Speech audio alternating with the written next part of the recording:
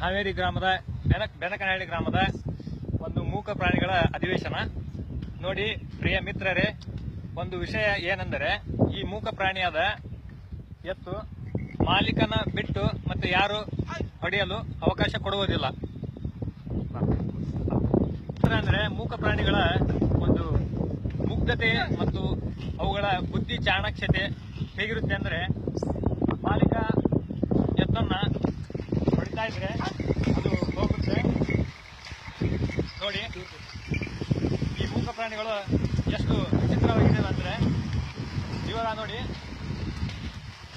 ನಮ್ಮ ಎತ್ತಿನ ಮಾಲಕ ಎತ್ತನ್ನ ಹೊಡಿತಾ ಇದ್ದಾನೆ. ಇವಾಗ ನೋಡಿ ನಮ್ಮ ದೋಸ್ತಾದ ಮತ್ತೊಬ್ಬ ಬರ್ತಾನೆ ಇವಾಗ ಎತ್ತಿನ ಹೊಡಕ್ಕೆ.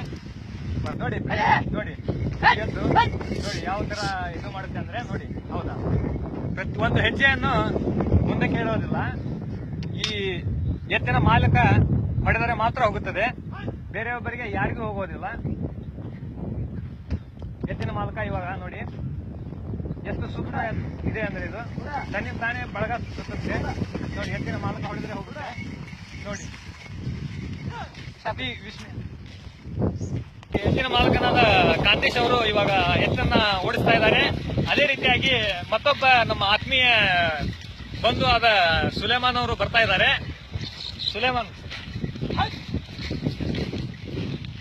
ಅವರು ಇವಾಗ ಎತ್ತನ್ನ ಹೊಡಿತಾ ಬರ್ತಾ ಇದ್ದಾರೆ. ಎತ್ತು ಯಾವ ರೀತಿ ಮಾಡುತ್ತೆ ಅಂತ ನೋಡಿ ನೋಡಿ ನೋಡಿ ಒಂದು ಹೆಜ್ಜೆಯನ್ನು ಮುನ್ನಡೆಯೋದಿಲ್ಲ. ಅದೇ ರೀತಿ